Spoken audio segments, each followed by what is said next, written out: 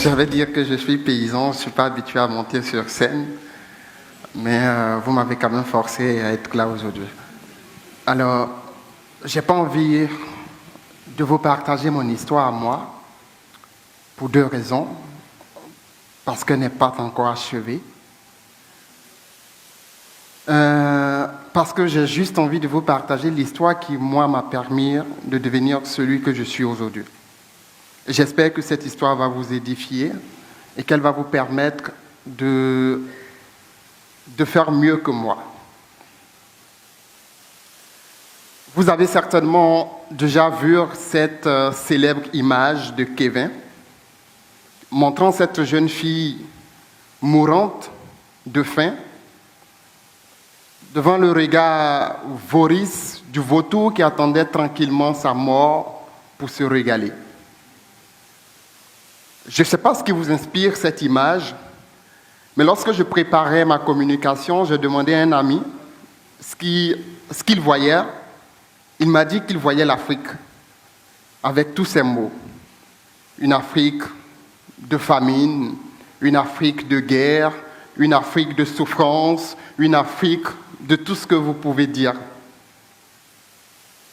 Mais moi, lorsque je vois une image de l'Afrique, ce qui me vient à l'esprit, c'est que chaque image est la littérature de l'œil du photographe. Je cherche à savoir l'histoire qui est attachée à chaque image. J'étais tout jeune quand on m'a relaté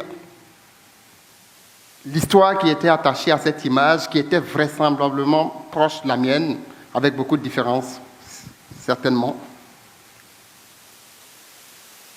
Nous sommes en mars 1993 au Soudan. Kotler était le photojournaliste du FAO et son boulot était de tirer des photos. Un matin, il est sorti chercher des photos. Il n'en trouvait pas parce qu'il n'y avait plus vraiment de personnes comme ça dans la rue. C'était que des personnes mortes de faim, de famine, de soif. Et à 1 kilomètre de marche du camp, il est tombé sur cette jeune fille, les peaux séchées, agonisant sous un soleil au zénith. L'image était déjà forte. Lorsque le vautour est venu se poser juste à côté de la jeune fille, c'était l'image du siècle. Une image puissante. Une image qui montrait tout l'horreur qu'il y avait au Soudan, toute la famine, toute la souffrance du peuple soudanais, sous le poids de la famine. Et sa toute première réaction était de prendre son appareil photo et de faire son cliché. Mais après, il a continué son chemin. La jeune fille est morte. Le vautour avait son festin. Elle avait 15 ans, en 1993. Aujourd'hui, elle aurait 41 ans. Elle serait certainement une mère de famille, avec 3 enfants. Elle serait certainement aujourd'hui professeure, ou ministre de l'Agriculture en train de trouver des solutions durables pour permettre au Soudan de ne plus jamais connaître la famine. Son seul mal, c'était d'avoir en face d'elle juste un professionnel qui voulait juste faire son boulot, juste accomplir sa tâche, juste faire son boulot. Mais on m'a dit qu'en effet, Kotler était sous un contrat, sous une obligation de ne pas intervenir au Soudan face aux situations qu'il avait sous ses yeux pour changer le cours de l'action. Donc il a respecté son contrat en effet. Il ne devait rien faire. Il devait tirer que des photos.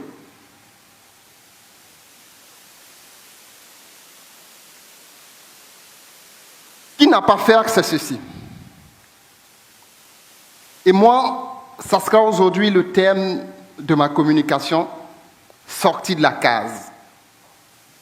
En réalité, on se contente de juste faire notre boulot, respecter les règles, se contenter des idées reçues. On m'a dit que, Je voulais juste parler à mes pères, parce qu'à un moment donné de ma vie, j'ai compris que si nous voulons changer les choses, il faut sortir de la case. À un moment donné, il faut froisser les règles. À un moment donné, il faut dépasser les limites.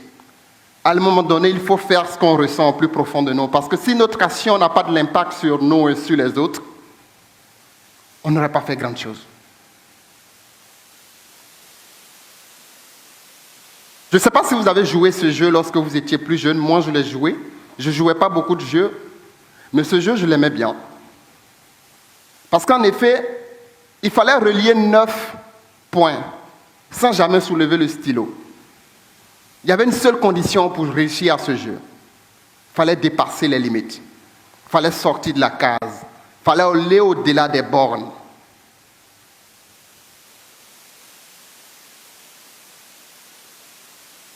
Mais pour sortir de la case, il faut avoir des objectifs.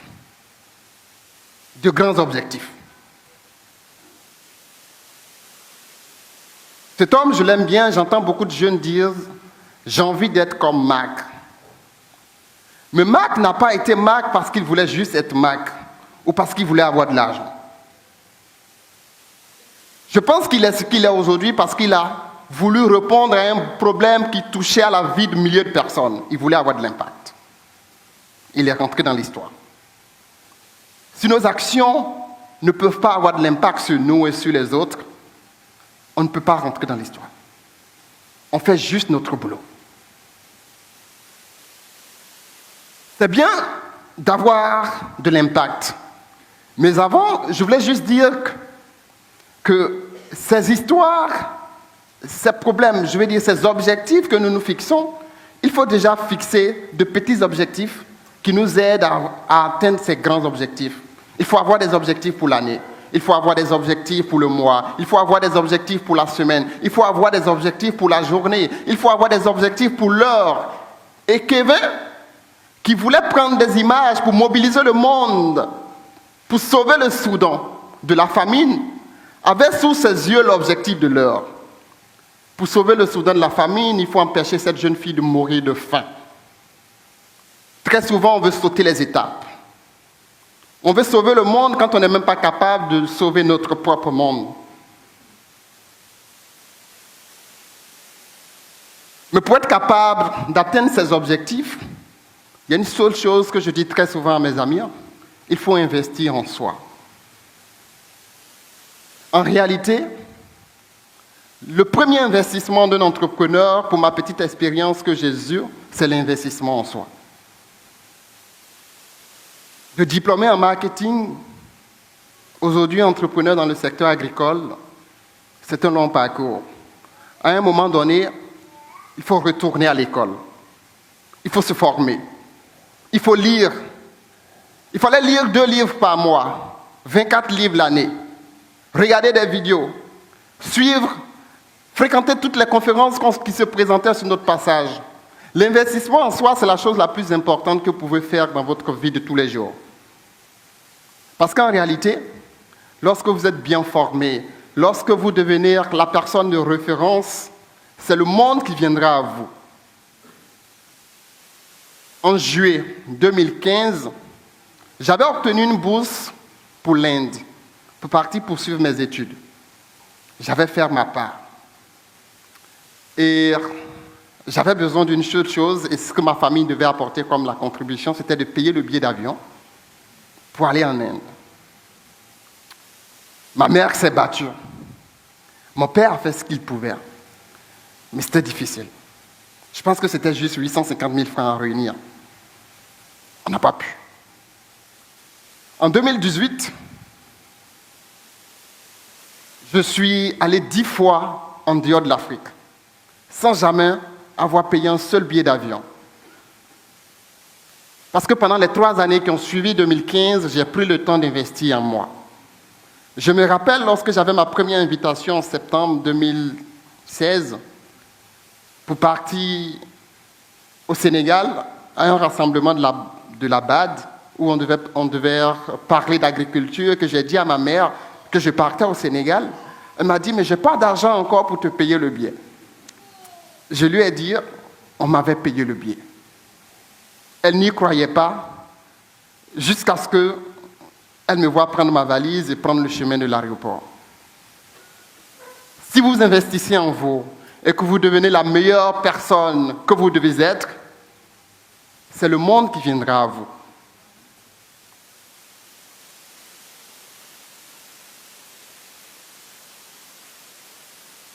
Ensuite, il faut être constant.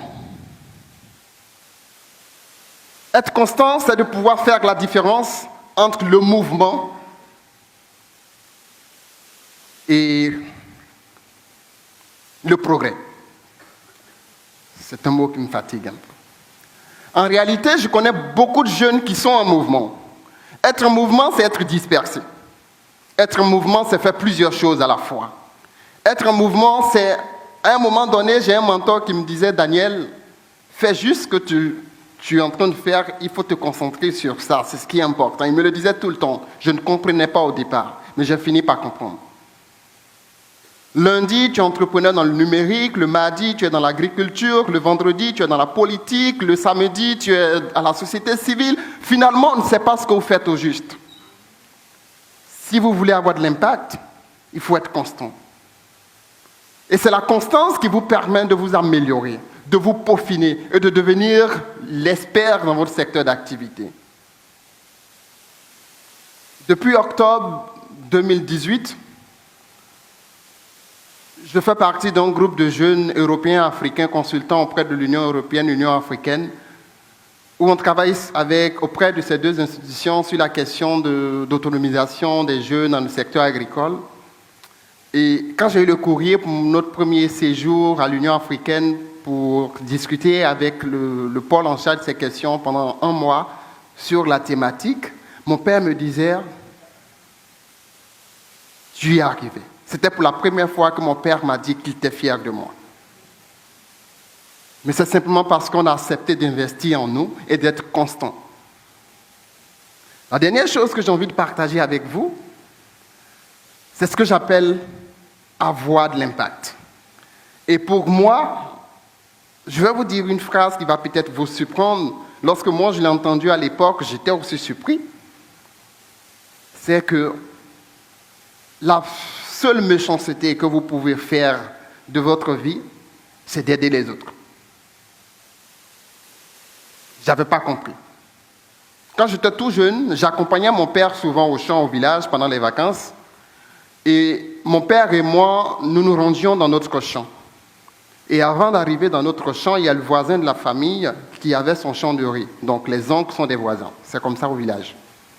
Et arrivé dans le champ du voisin, quand on dépassait avant d'atteindre notre champ, mon père a marqué une pause et je l'ai vu en train de désherber dans le champ du voisin.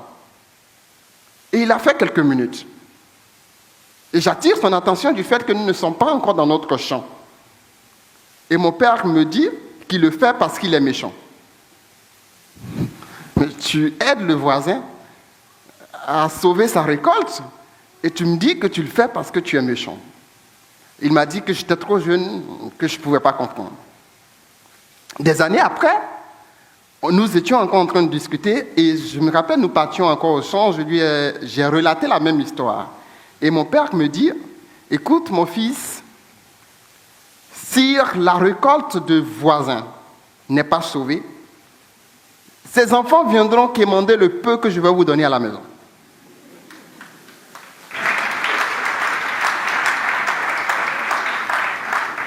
Et donc pour lui, la seule façon de sécuriser le peu qu'il a à nous donner était d'aider le voisin à avoir de quoi manger chez lui.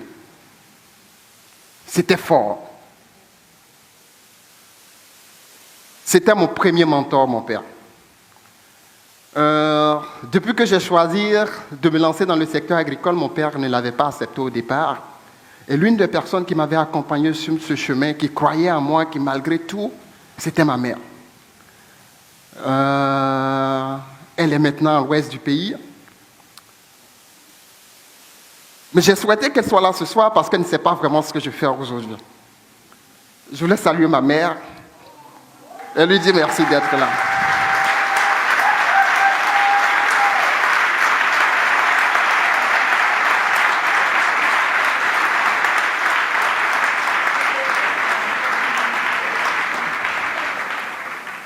Pour finir ma présentation, je vais partager avec vous une toute petite histoire de moins d'1 minute. Il y avait un ami qui a fait la cour à une jeune femme qui l'aimait bien. Elle était difficile, mais il a mis du temps à la convaincre. Elle a fini par accepter. C'était l'amour parfait. Mais il savait que cet ami était un peu paresseux. Et à un moment donné, la jeune fille en avait marre parce que les conditions de la vie, ce n'était pas trop ça. Et elle a décidé de le quitter parce qu'il n'avait pas suffisamment de ressources. Et il s'en plaignait. Et c'était tellement devenu une histoire, les voisins traitaient cette jeune fille de matérialiste. Et une voisine de près de là où je réside, a dit quelque chose qui m'a marqué, je vais vous le dire ce soir. Vous savez ce qu'elle a dit? Si cette femme t'a laissé parce que tu n'as pas l'argent, va chercher l'argent.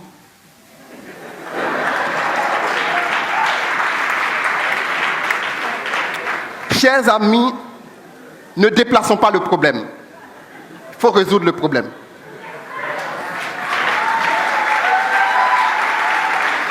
Très souvent, nous déplaçons les problèmes, nous accusons les autres d'être responsables de ce que nous sommes aujourd'hui, de ce que nous vivons.